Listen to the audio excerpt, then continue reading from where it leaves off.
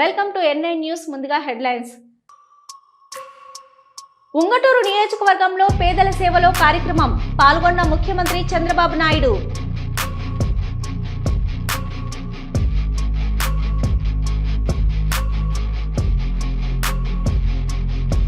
దిత్వా తుఫానుపై నెల్లూరు అధికారులతో మంత్రి ఆనం సమీక్ష.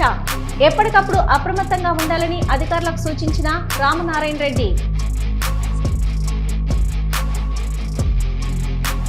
శ్రీకాళహస్తీశ్వర ఆలయంలో శ్రీ మృత్యుంజయ స్వామి వారికి విశేష అభిషేకం.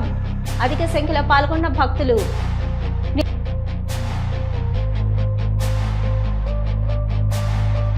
నేటి నుంచి పార్లమెంటు శీతాకాల సమావేశాలు. పార్లమెంటులో సమస్యలపై చర్చ జరగకూడదని బీజేపీ ఎజెండాగా కనిపిస్తుందన్న భువనగిరి ఎంపీ చామల కిరణ్ కుమార్ రెడ్డి. బసవేశ్వర సంగమేశ్వర ప్రాజెక్టులను పక్కన పెడితే ఊరుకోము. కాంగ్రెస్ ప్రభుత్వానికి మాజీ మంత్రి హరీష్ రావు హెచ్చరిక.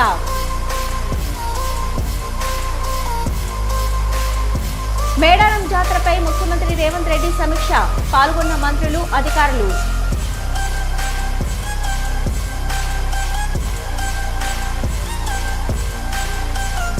పార్లమెంటు శీతాకాల సమావేశాలు నేటి నుంచి ప్రారంభం కానున్నాయి. కేవలం 15 రోజులు మాత్రమే పార్లమెంటు శీతాకాల సమావేశాలు నిర్వహించాలని ఎన్డీఏ బీజేపీ ప్రభుత్వం నిర్ణయించింది. పార్లమెంటులో సమస్యలపై చర్చ జరగకూడదని బీజేపీ ఎజెండాగా కనిపిస్తుందని భువనగిరి ఎంపీ చామల కిరణ్ కుమార్ రెడ్డి అన్నారు. ఈరోజు వింటర్ పార్లమెంట్ సెషన్ మొదటి రోజు. ఈ సెషన్ కేవలం 15 రోజులు మాత్రమే ఈ బీజేపీ ప్రభుత్వం, ఈ ఎన్డీఏ ప్రభుత్వం పెట్టడాన్ని చూస్తుంటే వాళ్ళకి ఎట్టి పరిస్థితుల్లో ఈ యొక్క డిసెంబర్ వింటర్ సెషన్లో ఏమాత్రము చర్చలు జరగొద్దనే విధంగానే పెట్టినట్టుగా కనపడుతుంది. ఎందుకంటే ఈరోజు భారతదేశంలో చాలా ఇష్యూస్ మీద చర్చించాల్సిన అవసరం ఉంది ఈ పార్లమెంట్లో. ఎందుకంటే సెక్యూరిటీ అనేది, ప్రజల కోసం సెక్యూరిటీ అనేది ఒక అంశం, మొదటి అంశం. ఎందుకంటే ప్రజలకు ఈరోజు ఎర్రకోట దగ్గరనే బాంబ్ బ్లాస్ట్ జరిగే పరిస్థితి వస్తే మరి హోమ్ అఫేర్స్ ఏం చేస్తున్నట్టు? మరి ఇది జరగాలి కదా చర్చ. దాంతోపాటు ఈరోజు డెమోక్రసీ మీద సెక్యూరిటీ అంటే ఏదైతే ఓటు హక్కును వినియోగించుకునే పరిస్థితి ఉన్నప్పుడు ఎస్ఐఆర్ పేరిట మీరు ఎంతో మంది ఓటు హక్కులను కాలరాసే ప్రయత్నం చేసి మీరు అధికారంలో పర్మనెంట్ గా ఉండాలన్న ఆలోచనతో ముందుకు పోయే విధంగా ఉంది. అంటే దాని గురించి కూడా ఈరోజు సెక్యూరిటీ ఆఫ్ డెమోక్రసీ అంటారు. మొదటిదేమో సెక్యూరిటీ ఆఫ్ పీపుల్, అంటే ఎక్కడ పడితే అక్కడ ఈ యొక్క టెర్రరిస్ట్ అటాక్స్ అవుతుంటే దాని మీద చర్చ జరగాల్సిన అవసరం ఉంది. పార్లమెంట్ అనే దగ్గరనే కదా చర్చ చేయాల్సింది. మరి మీరు 15 రోజుల్లో బాలికల హక్కుల కోసం 100 ఏళ్ల క్రితమే ఆంక్షలు, లింగ వివక్షను ఎదుర్కొని ఉన్నత విద్యను అభ్యసించడమే కాకుండా రాజకీయాల్లోకి వచ్చి ఉన్నత విలువలు నెలకొల్పిన వీర వనిత ఈశ్వరీబాయి 107వ జయంతిని పురస్కరించుకొని ఆమె కూతురు మాజీ మంత్రి గీతారెడ్డి ఆధ్వర్యంలో వెస్ట్ మారేడుపల్లిలోని ఈశ్వరీబాయి విగ్రహం వద్ద ఏర్పాటు చేసిన నివాళులు అర్పించారు.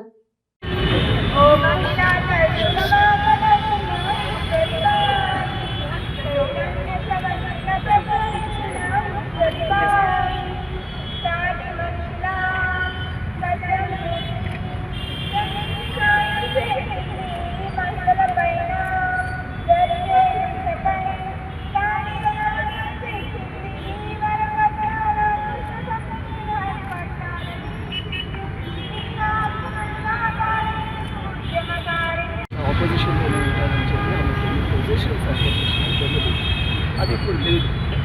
సో అలాంటి వ్యక్తి గురించి మనం సమసమ సమాజం ఉండాలని ఎలాగైతే అంబేద్కర్ గారు అన్నారు, టోటల్ అంబేద్కర్ ఉంది. 1952లో కాంగ్రెస్ వాళ్ళని ఓడించి 2 సార్లు యాజ్ అ కౌన్సిలర్, కౌన్సిలర్. ఆ తర్వాత ఎల్లారెడ్డి వాళ్ళు వచ్చి మాకు ఎస్ఏ సీట్ వచ్చింది, మీరు తన ప్రజాబలంతో, తన సేవలతో 2 సార్లు, ఒకసారి ఒక మంత్రిని ఓడించడం, ఇంకొకసారి ఒక ఎంపీని ఓడించడం చిన్న విషయం కాదు. ఆ తర్వాత మళ్ళీ రెండు కూడా మేమిద్దరం వారిలో ఉన్నాము. మమ్మల్ని ఇక్కడికి రప్పించాలని చెప్పి హాస్పిటల్ కూడా సహాయం చేసి తను ఆల్ ఇండియా రిపబ్లికన్ పార్టీ ప్రెసిడెంట్గా చేశారు ఎందుకంటే ఆమె నాకు లీడర్షిప్ కావాలని చెప్పి సొంతగా కార్ డ్రైవ్ చేశారు.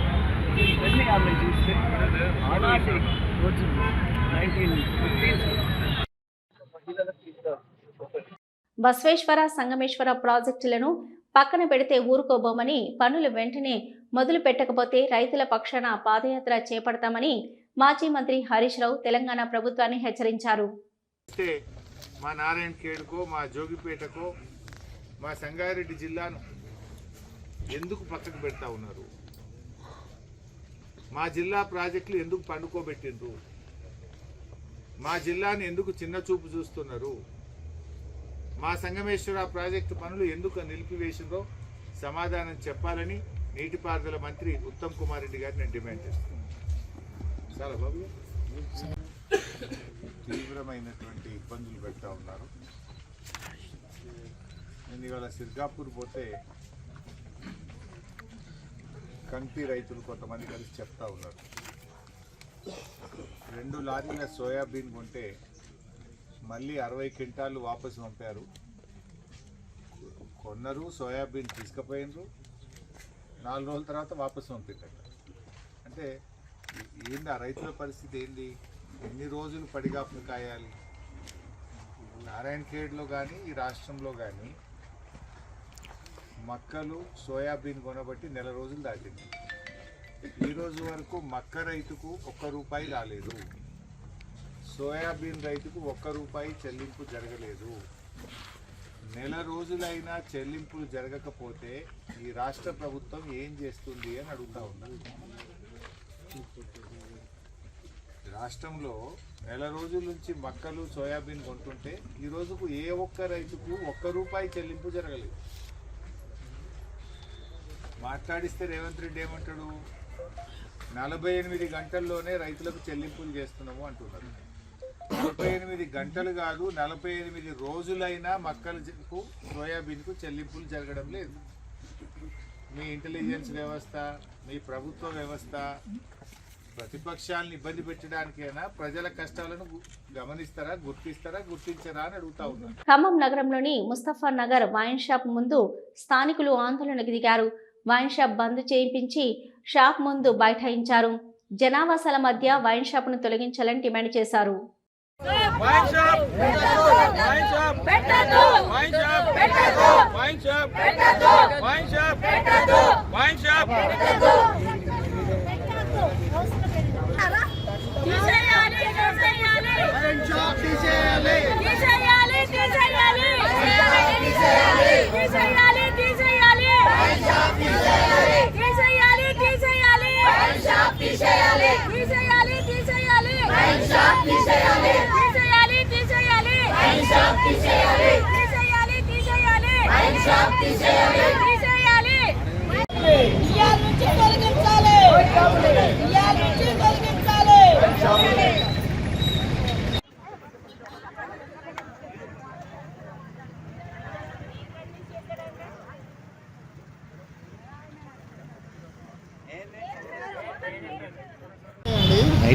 బండారు సైదయ్య ఇక్కడ ఈ రోడ్డు ఎడల్పు చేసి ఈ రోడ్డుని మంచిగా ఫ్రీగా పోవడానికి రావడానికి జనానికి ఇబ్బంది జరుగుతుందని మా ఇల్లు కూడా గోడ కొట్టుకొని వెనక్కి కట్టుకున్నా కానీ ఇప్పుడు బార్ షాప్ తీసుకొచ్చి ఇక్కడ ఈ సెంటర్లో పెట్టి ఇక్కడ బండ్లు పెట్టడం, ఇక్కడ ఈ షాపుల ముందు బండ్లు పెట్టొద్దంటే తగిలి కొట్టడానికి రావటం, ఆగటం, ఆనే కట్టుకోవటం చేయటం ఇదంతా జరుగుతుంది. ఈ సెంటర్లో నుంచి బార్ షాప్ తీసేయాలని చెప్పి మన మంత్రి గారికి, వాళ్ళకి, మున్సిపాలిటీ చైర్మన్ గారికి కూడా గుర్తు చేసి చేసినాం. దీన్ని ఇక్కడ నుంచి తీసేయాలని చెప్పినా కానీ దీన్ని తీసేయకుండా ఇక్కడే ఉంచి మమ్మల్ని షికారు చేస్తారు కాబట్టి ఇక్కడ ఉండొద్దని చెప్పి మేము కోరుకుంటున్నామని చెప్పి చెప్తాను.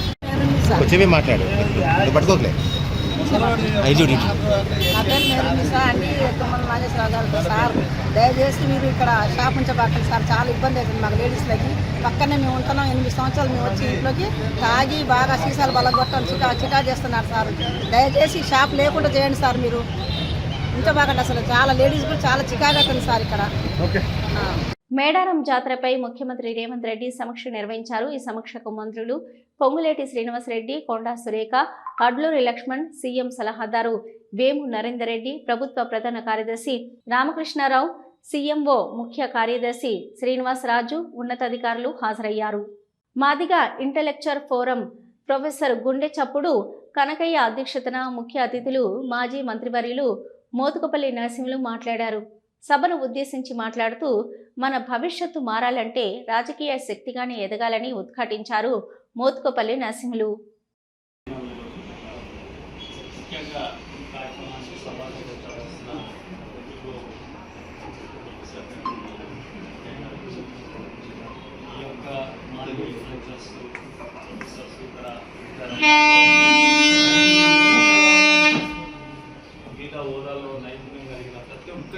ప్రత్యేకంగా మరొకసారి మాదిగల తరపున వారికి ధన్యవాదాలు ఈ సందర్భంగానే తెలియజేస్తా ఉన్నా. మొన్న అందశ్రీకి కూడా ఇచ్చినటువంటి గౌరవం మాదిగ జాతికి ఎంతో, మరి ఒక మాటలో చెప్పాలంటే వారు ఇచ్చిన గౌరవం మాదిగ జాతి నిజంగా చాలా సంతోషంగా ఉన్నది. ఉప్పొంగి ఇవాళ వాళ్ళ హృదయం అంతా ఉప్పొంగి పొడుతూ ఉంటుంది. చాలా సంతోషం. ఏది ఏమైనా ఈ జాతి అంతా ఒక తాటి మీదకి రావాల్సిన అవసరం ఉంది. ఓటు హక్కును సరి అయిన విధంగా ఉపయోగించుకోవాల్సిన అవసరం ఉంది. జాతిని ముందుకు నడిపించడానికి కానీ, జాతి గౌరవాన్ని పెంచడానికి కానీ, జాతి హక్కులు సాధించుకోవటానికి మరి ముఖ్యంగా అందరం కూడా కృషి చేయాల్సిన అవసరం ఉంది. ముఖ్యమంత్రి గారు తొందరలోనే ఒక మీటింగ్ కూడా ఏర్పాటు చేస్తామని చెప్పారు. వారు మీటింగ్లో తప్పకుండా అనేక విషయాలు ఉన్నాయి, వారి దృష్టికి తీసుకురావటం, ఆ సమస్యలన్నీ పరిష్కారం చేసుకోవటం కోసం తప్పకుండా వాళ్ళు సహకరిస్తారనే అభిప్రాయం నాకుంది. ముఖ్యంగా ఎవరైతే మొన్న చనిపోయారు ఈ యొక్క అమరవీరులకు ఖచ్చితంగా ఇంటికి ఒక ఉద్యోగం, ₹1 కోటి వారికి మరి సహాయం చేయటం, ప్రభుత్వ పరంగా ఒక స్తూపం ఏర్పాటు చేసి వాళ్ళ పేరు మీద ఒక స్తూపం కూడా మంచి స్తూపం కట్టించి మరి ప్రతి సంవత్సరం ఒక పండుగ దినం జరుపుకునే విధంగా మరి స్తూపం ఏర్పాటు చేయటం. అదేవిధంగా కేసులు ఇప్పటికి కూడా కృష్ణమాదిగ మీద కూడా కేసులు ఉన్నాయి. ఖమ్మం జిల్లా వైరా కొణిజల్ర మండల కేంద్రంలోని గ్రామ పంచాయతీ కార్యాలయం నందు స్థానిక సంస్థల గ్రామ పంచాయతీ ఎన్నికల నామినేషన్ ప్రక్రియను పరిశీలించారు అదనపు కలెక్టర్ శ్రీజ.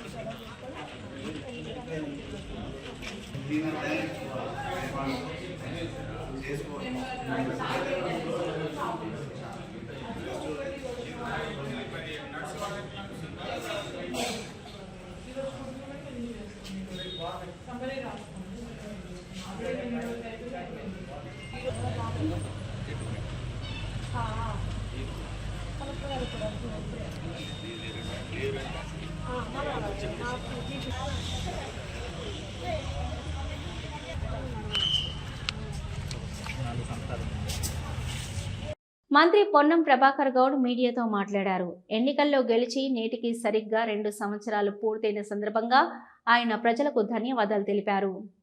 3వ తేదీ ఫస్ట్ దానికంటే ముందుగా ఇలా 30వ తారీఖు పోలింగ్ జరుగుతుంది. టైంకు 2 సంవత్సరాల కింద హుస్నాబాద్ నియోజకవర్గ ప్రజలు, తెలంగాణ ప్రజలు కాంగ్రెస్ పార్టీని ఆశీర్వదించి ఓటేసినటువంటి రోజు ఈరోజు ప్రజలందరికీ, ముఖ్యంగా నన్ను గెలిపించిన హుస్నాబాద్ నియోజకవర్గ ప్రజలకు, అదేవిధంగా తెలంగాణ రాష్ట్రంలో కాంగ్రెస్ పార్టీని గెలిపించినటువంటి ప్రజలందరికీ కాంగ్రెస్ పార్టీ ప్రజాపాలన పక్షాన ధన్యవాదాలు.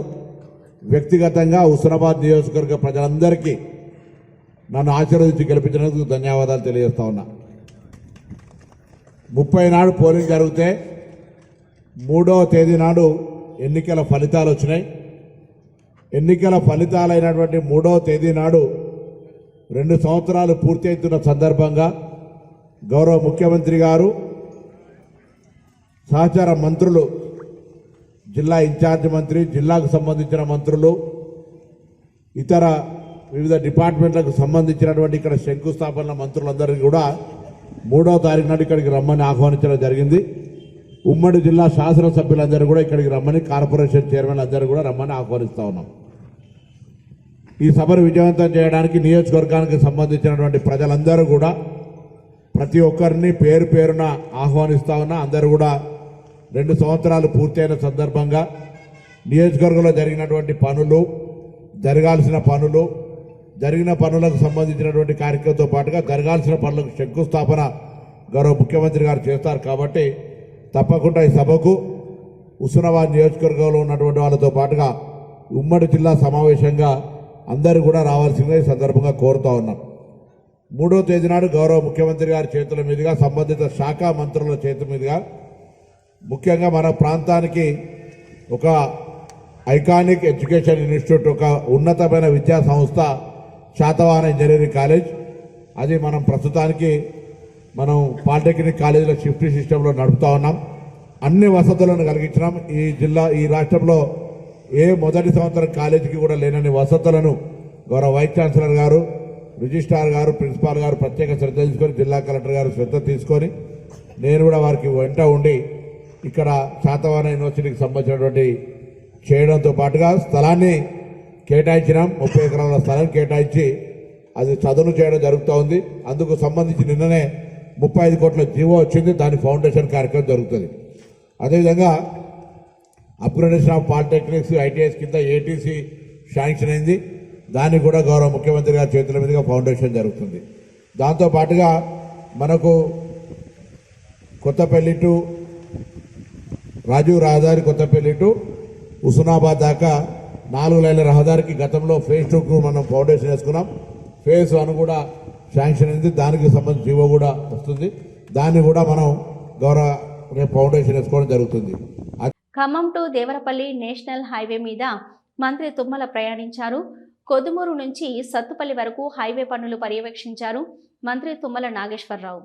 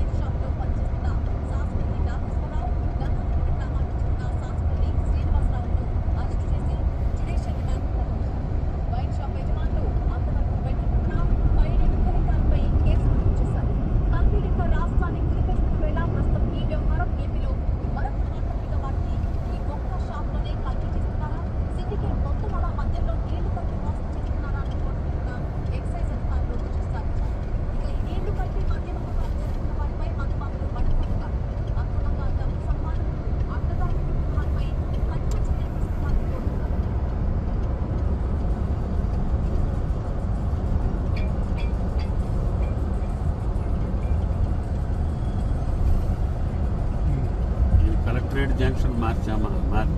దాటిందా? కన్స్ట్రక్షన్ అక్కడ ఎక్కాల మనం వస్తే.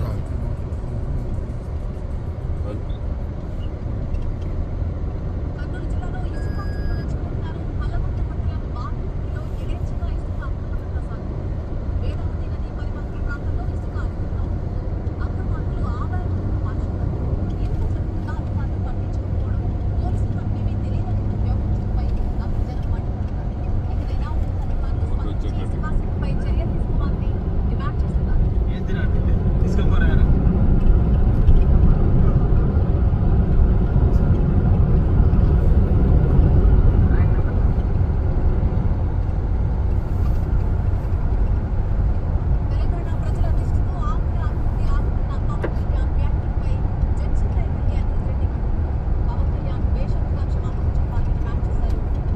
ఎయిడ్స్ నివారణ కోసం స్వచ్ఛంద సంస్థలు Telangana state AIDS control society కృషి చేయడం జరుగుతుందని Telangana state AIDS control society director doctor Vasam Venkateshwar Reddy అన్నారు.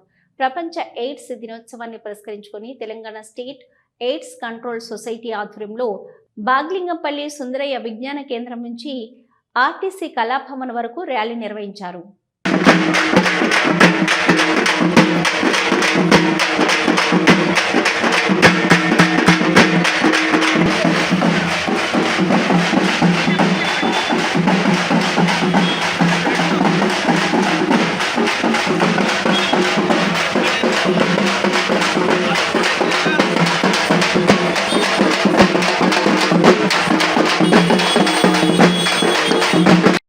ఈరోజు వరల్డ్ ఎయిడ్స్ డే. ఈ సందర్భంగా తెలంగాణ ఎయిడ్స్ కంట్రోల్ సొసైటీ ఆధ్వర్యంలో హైదరాబాద్లో దానికి సంబంధించిన కార్యక్రమం నిర్వహిస్తున్నాము. ఈ సందర్భంగా తెలియజేసేది ఏంటంటే నేషనల్ ఎయిడ్స్ కంట్రోల్ ఆర్గనైజేషన్ వారి కంట్రోల్లో భారతదేశంలోని అన్ని శాక్స్ కార్యాలయాలు సొసైటీలు పనిచేస్తున్నాయి. ఇందులో మన తెలంగాణకు సంబంధించి నాకో గారి వారి ఎస్టిమేషన్ ప్రకారం మన తెలంగాణలో 156,961 మంది PLHIV people living with HIV వ్యాధితో ఉన్నారని చెప్పి ఒక అంచనా ఉంది. దానిలో 95% ఐడెంటిఫై చేసే బాధ్యత Telangana state AIDS control society. Ungutur నియోజకవర్గంలో పేదల సేవల కార్యక్రమంలో భాగంగా వేదిక వద్ద వ్యవసాయ ఉద్యాన శాఖ ఏర్పాటు చేసిన స్టాళ్లను ముఖ్యమంత్రి చంద్రబాబు పరిశీలించారు. స్థానికంగా ఓ ఔత్సాహిక రైతు చేస్తున్న వ్యవసాయ సాగును పరిశీలించి ప్రశంసించారు ముఖ్యమంత్రి. ఫస్ట్ లో నేను ప్యాడీ ఒకటే చేసేవాడిని సార్. అప్పుడు అంతగా ఆదాయం రాలేదని తమ సహకారంతో 55,000 సబ్సిడీ ఇచ్చేస్తారు. అప్పుడు ఇచ్చాక నేను ఇలా తీసుకున్నాను సార్. ఈ మధ్యలో తీసుకుని బన్స్ మీద వేసుకుని మయానము 50 సెంట్స్ ప్యాడీ తీసుకున్నాను సార్. ఈ బన్స్ మీద వచ్చేసి ప్రతి సేవనాల ఫ్రూట్ అలాగే వెజిటేబుల్స్ కూడా అన్ని కవర్ అయ్యేలాగా వేసుకుని ప్యాడీ వచ్చి దేశీ వెరైటీ పూచిపట్టాలు వేస్తున్నాను సార్. మయానేమో ఫిష్ వేసుకుంటున్నాను సార్.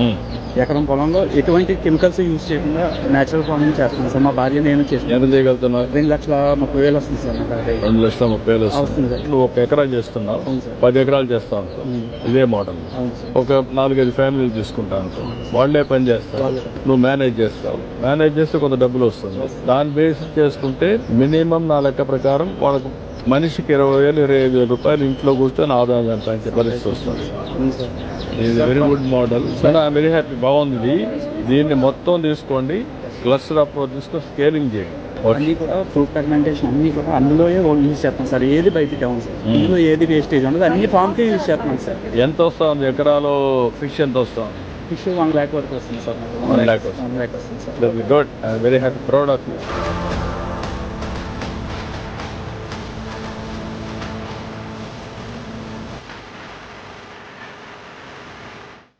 దిత్వా తుఫాను భారీ వర్షాలపై నెల్లూరు అధికారులతో మంత్రి ఆనంద్ సమీక్ష నిర్వహించారు.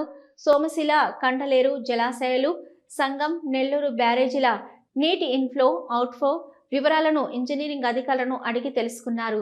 జలాశయాల వద్ద ఎప్పటికప్పుడు నీటి పరిస్థితిని అంచనా వేస్తూ అప్రమత్తంగా ఉండాలని అధికారులకు మంత్రి ఆనం రామనారాయణ రెడ్డి సూచించారు.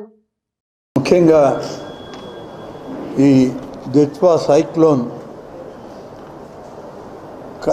మరి ఏ విధంగా మనం ప్రభుత్వ పరంగా ఈ సైక్లోన్ని ఎదుర్కొనే దానిలో అధికార యంత్రాంగం అంతా కూడా పనిచేయాలి అనేటువంటి దానిలో రాష్ట్ర ప్రభుత్వం గౌరవ ముఖ్యమంత్రి శ్రీ చంద్రబాబు నాయుడు గారి ఆదేశాల మేరకు మనకి యువరాజ్ ఐఏఎస్ గారు, ప్రిన్సిపల్ సెక్రటరీ గారు, స్పెషల్ ఆఫీసర్గా, జిల్లా జాయింట్ కలెక్టర్ గారు, అలాగే జిల్లా ఎస్పీ గారు, ఇతర జిల్లా స్థాయి అధికారులు, యంత్రాంగం అంతా కూడా ఇక్కడికి రావడం జరిగింది. మనం దాదాపుగా ఈ సైక్లోన్స్ విషయంలో ఒక 10 నుంచి 15 సంవత్సరాల వరకు గతంలో ప్రతి సంవత్సరం సైక్లోన్ ఎదుర్కొనేవాళ్ళు. కానీ ఇటీవల కాలం సైక్లోన్స్ తగ్గాయి. మళ్ళీ ఒక సంవత్సరం నుంచి సైక్లోన్స్ మళ్ళీ నెల్లూరు జిల్లా పరిధిలో వస్తుందేమో అనేటువంటి సూచనలు, సంకేతాలు రాష్ట్ర ప్రభుత్వం నుంచి, కేంద్ర ప్రభుత్వ శాఖల నుంచి విడుదలవుతున్న సందర్భంలో మళ్ళీ జాగ్రత్తలు తీసుకోవడం అనేటువంటిది జరుగుతూ ఉంది.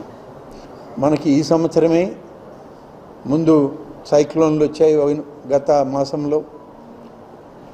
అప్పుడు కూడా మరి ప్రిన్సిపల్ సెక్రటరీ గారు రావడం, రివ్యూ చేయడం, జిల్లాలో పెద్ద నష్టాన్ని లేకుండా మనం జాగ్రత్త పడడం, ఇవన్నీ కూడా జరిగాయి.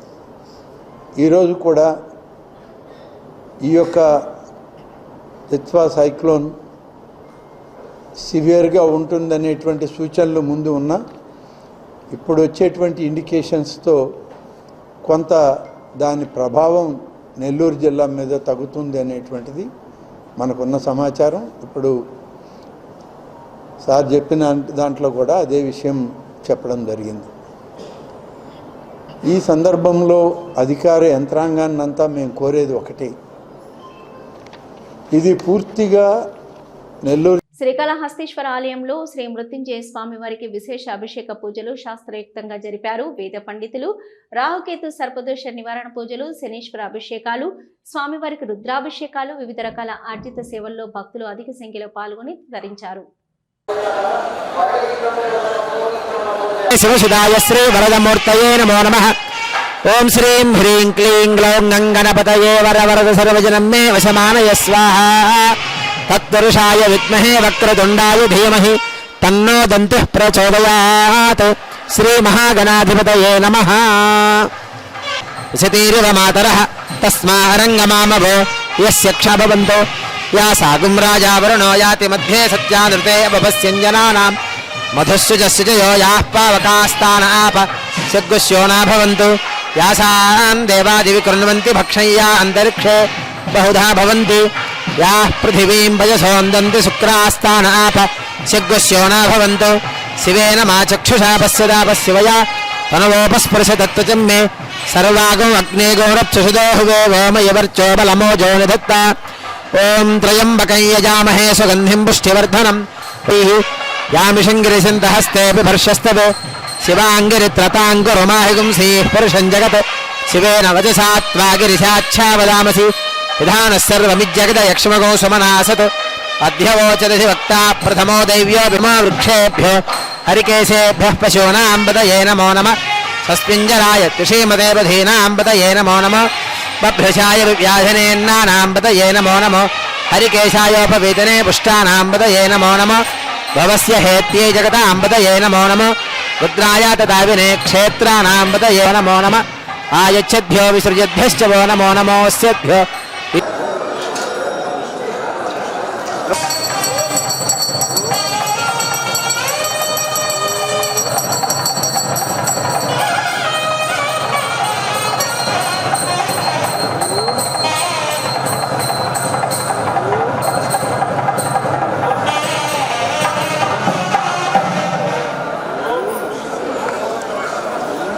ఇవి ఇప్పటివరకున్న అప్డేట్స్. చూస్తూనే ఉండండి న్యూస్.